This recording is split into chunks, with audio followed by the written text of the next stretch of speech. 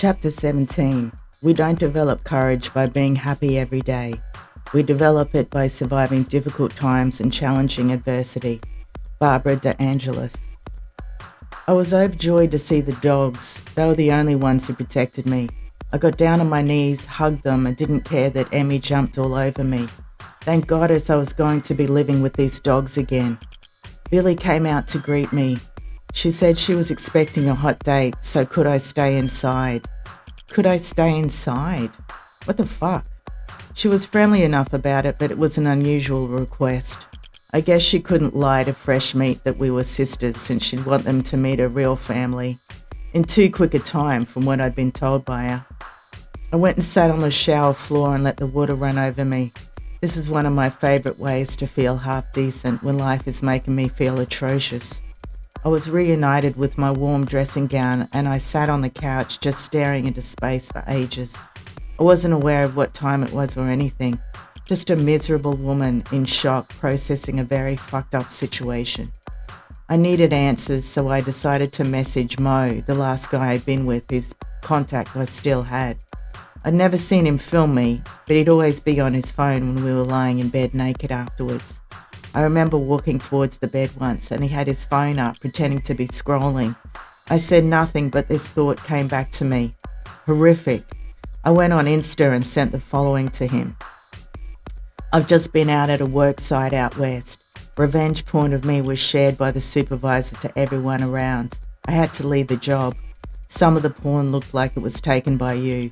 I know you don't think sluts and hoes like me deserve safety, but this is ruining my life. All the best for your nursing career. I didn't know for sure, but I wasn't above a bit of bluffing. I watched the 3 dots appear immediately. I don't know why I did what I did next. I guess the shock of all this was too much to bear. He probably would have denied it anyway. I just blocked him. I wish I'd seen his answer, as if he'd admitted to it though. He may have been able to send me in the direction of where the online IBA was being shared. I regret it, and I was soon to not have an Insta at all, so I'll never be able to use this possible source of info. It was time for the coin. Should I go back again? No. Again, should I tell Carla and get the dork in trouble? No. It was probably too hard to prove. The dork was definitely behind all of this. I thought of other things that happened, joining dots like one of those detective whiteboards. I was sitting outside the work donga one day on my phone. The dork was sitting nearby on his. I put my Fastbook profile to private settings. It had been public because it was my business page. When I used to open my shop in Home Hill, I'd put up a post. I hated Fastbook, and this was yet another good reason why. I should have done this the day of the grommets, but I hadn't made the connection yet.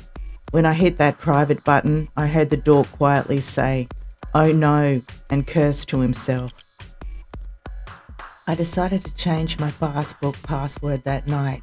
As I was doing this, it wouldn't let me back in after the change. I immediately knew I was battling someone else changing the password at the same time. Luckily, a notice from Fastbook popped up. Login detected in this area. The area was the Gold Coast. Is this you? I slammed my finger onto the no button. Finally, some proof. The dork had hacked my Fastbook using a VPN and probably changed my location settings to openly show where I was. There were probably messages sent out from it too, which I should have checked. Maybe that's why that fucking incel had tried to approach me at the worksite. He wanted to ask when the gangbang was or some shit. I just went straight into delete account, which is no easy feat. They purposely hide that option. Fuck, I hate tech bros with all my heart and soul. I also deleted the attached messenger app. At first, like a mad woman, I was laughing at this. The huge eyedropper of THC oil that I'd ingested made this possible. The dork was allowing me to be tracked through Fastbook and probably sending out messages that looked like I was down. Terrifying, but what a fucking dork. I should have been angry, scared even. That feeling was all ahead of me. I continued sitting on the couch in a daze. Things started coming into my head, not my usual inner dialogue. These messages seemed to be coming from outside of me. I know voices in my head were not good and not to be listened to, but these were very fucking useful. I shouldn't tell Billy straight away. Wait and work this out. She could have been involved. Think about the weird location thing that happened when you first moved in here. A VPN could have been used to put your location in Quebec. It wasn't Billy who was the hacker though. It was bigger than her. Her role was operating a kind of brainwave beam. You've seen it when you've searched internet modems to connect to here. There's quite a few of them, right? Well, it's military technology that they're using. You're put into dangerous situations and your brainwaves, thoughts even, are measured and monitored by Billy. This technology even has the capacity to keep you calm in dangerous situations. That's why you maintained your cool out there. It's so you don't run. I shouldn't tell Billy straight away. Wait and work this out. She could be involved. Think about the weird location thing that happened when you first moved in here. A VPN could have been used to put your location in Quebec. It wasn't Billy who was the hacker though. It was bigger than her. Her role was operating a kind of brainwave beam. You've seen it when you've searched internet modems to connect to here. There's quite a few of them, right? Well, it's military technology that they're using. You're put into dangerous situations and your brainwaves, thoughts even, are measured and monitored by Billy. This technology even has the capacity to keep you calm in dangerous situations. That's why you maintained your cool out there. It's so you don't run. This was the first time I got the message that Billy was involved with a human brainwave experiment that interfered with people's thoughts and also relayed calming brain patterns so the human subject wouldn't react badly or tell authorities. This was because they put the subject into created situations. The human subject was me. The created situation was Dingleford. So the possible gang rape that was being planned was just one aspect of it. They would have certainly filmed it, uploaded it, and made lots of money off it, as the world is now filled with incel gooners, wannabe rapists, and married or divorced males my age who are online sex pests. We're living in the age of Andrew Tate, after all. Males dreamed of enslaving women into a helpless sex slave position, and this was one way of doing it, where the victim looked guilty. The money probably pays for the technology. When I say probably, that's my own linking thoughts. The outside dialogue was not telling me all the details, only some. I was flipping a coin too, to ask questions. Ancestors, please help me now. So how come Billy wasn't affected by the brainwaves? She's of First Nations ancestry. It doesn't work on her. Have you noticed that none of her family come to visit her here? That's why. She's definitely in on this Dingleford thing. Tread very carefully. Oh, the shock of escaping a fry pan into the fire. I'd always been in the fire. Was this why Billy dropped the nice act every now and again? She was paid to be nice to me, and it was too much effort sometimes. Because, like her mother who I'd had to hear so much about, Billy was a complete narcissist. She held it together, but it broke through the cracks sometimes. The paint counter episode, for example. Holy shit. But why me? For what purposes? I'd find that out later that night. As bedtime neared, I realised I needed a lot more THC, so I took another big eyedropper full of it. I wanted to numb myself into an objective state so I could work out what to do next. As I lay there, I let the full force of my anger out on all the dangerous people in my life, except Billy. I found it hard to have to admit that I was in danger from her. I needed a place to live after all. I imagined the dork getting shot in the chest when he opened the door to his ugly gooning cave. I'd even been in there once when Billy and I borrowed his washing machine. It was messy and smelly as expected. My mind went to something I'd heard right in front of me. The dork and Blondie were the only two in the work donga besides me, so the dork took the opportunity to use a coded insult. I'd get in there with a glove and blah blah blah, some other revolting rapey move that was the dork's preferred sexual activity. I'd immediately interpreted this to be related to the time I slept with Bash. While he was labouring away with his hopeless attempts at sex behind me and changed to just squishing my ass about, he would have filmed it, and they'd seen it. Blondie laughed a slight, shocked laugh. Vinny, gross. Oh, the sensibilities of that poor cockhead, having to hear crude stuff like that. For someone who claimed to be revolted by sluts and hoes, he sure knew all the details of the IBA footage. I imagined Blondie wrapping his car around a tree while drunk or hungover, not beyond the realms of possibility. The BCT got a massive stroke but survived it, having half his face fall. You will slur permanently, cane toad. The perv got beaten up by 16-year-old girls' fathers and run out of town. Dingleford Billy, I just spoke to her and said, "You'll be the next in the rape department, you little pick-me airhead." And James, I hoped that he'd find out that he'd been manipulated by Blondie and feel like an ashamed asshole. That was kind of me. He needed no revenge, as being his whole naive self was revenge enough. I screamed internally and let my rage flow over all of them. Then something happened that I can't fully attribute to the drugs. They all came back and talked at me. The BCT called me crazy. "You're a crazy bitch." Dingleford Billy also had a say, something about me being a slut and deserving it.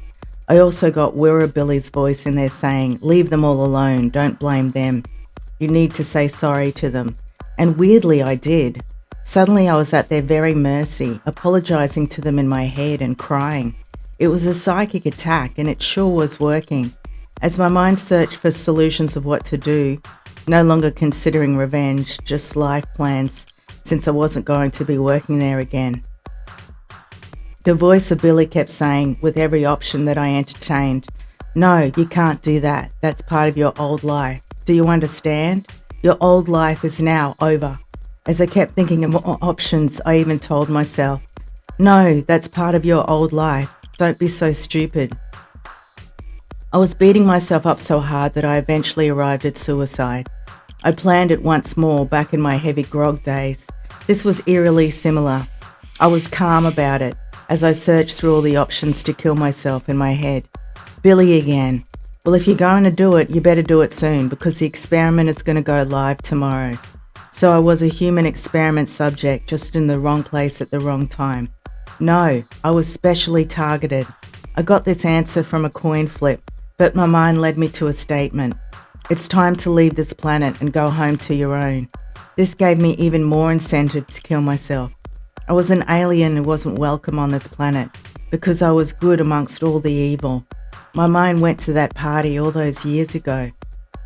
It was in Melbourne at a bacchanalian party that my flatmate at the time, who really didn't like me, had organised. She'd made the party in my honour, which was odd. I'd been given an MDMA tab and just took half. I was drinking light beer after light beer, maintaining a tipsy, not drunk state. Some friends of hers, weird people that I'd never seen before, were sitting around and I was drawn to a seat near them. The male closest to me said, "Oh, is she coming too?" They then drew me into another dimension. Everything was white with coloured neon outlines, like that photographic filter you find in Photoshop. I got up and left the circle, but don't remember it. My other flatmate, Kat, told me after that I'd run up to her and was anxiously calling out, "Where's Kat? Where's Kat?" I remember going into my room and screaming and crying for my deceased grandmother. I held on tight as a beam of light held me in its cross current, but I fought it. The reason I fought it was because a message came into my head. Your nieces and nephews can't go to this dimension. I thought it was just because they were kids, but I now realised it was because of their Aboriginal heritage. A friend of Kat's said to me after, "You've got really strong mental cognition to have resisted that." So she was in on it. And this was why Billy could resist this interdimensional thing, or whatever it was. I wondered at the time if I was some kind of special being, a good alien who could resist other aliens. I sure as shit had never experienced anything like that on MDMA before. It definitely was MD because I had the most beautiful feelings over the edge of the peak. That's my lack of serotonin reacting to the drugs. Those freaks at the party knew that I was stronger than the dark shit they were trying to draw me into. Another dimension that was being misused to abuse people in a sick sexual feast. It all became clear to me, and this is why they hunt me now. I know too much. They want to be rid of me. So Billy was employed by evil aliens. Yes, this sounds whack, and I'm ashamed to be like all the conspiracy theorists that I read about and mock. But I'd just gotten a big dose of some very powerful brainwaves that were communicating with me. It could be a psychotic episode, which I'd never experienced before. My money was on a psychic attack.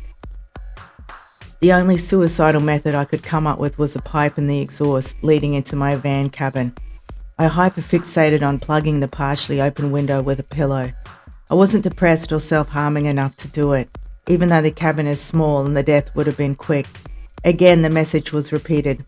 If you're going to do it, you've got to do it tomorrow because the voices are going to be much louder. I'd always told myself if I'm ever depressed enough to top myself, I'll fly to Southeast Asia and go out with a bang. Pharmaceutical drugs to induce a more comfortable death are easier to score over there too. I made up my mind to do this the next day. The message came through. All right, do what you want, but there are going to be far more voices over there and everywhere. I didn't care. I just wanted to flee the country. I considered that the voices were my ancestors or aliens on my side, giving me the heads up, but unable to stop this. Unable to help me escape. I still heard some Billy coldness in the communication though. I woke up to my alarm on Saturday and knew I had to kickstart myself into gear to drive to the airport, buying a ticket to Singapore on the way. As I drove, I noticed a lot of males in fuckwit trucks, Amaroks, patrols, various makes and models that usually meant they were a misogynistic fuckwit. Don't blame me, I don't make the rules. They were passing me and I got the hunch that they were tracking me. I noticed one guy with his misso. He leaned around her to catch a glimpse of me. They'd passed me but must have stopped somewhere because they wandered into a truck stop further up the road when I stopped. It was things like that, things I noticed that stood out, things that made me suspect I was being tracked. I'd turned my location off in my phone and everything, so when I stopped to book my flight, I stopped in a small area off the M1 that only one vehicle could fit into. It didn't make any difference anyway. I'd soon learned that no one had to stop in order to ping my location. They just had to pass within a certain distance of me. As each nightmarish development made itself clear to me, I had no choice but to keep going, to take it in my stride. I thought of the brainwave technology keeping me calm. I was going to leave my van in the Sydney Airport long-term car park and not give a fuck about it, because I was going to Vietnam to end my life with some readily available opioids.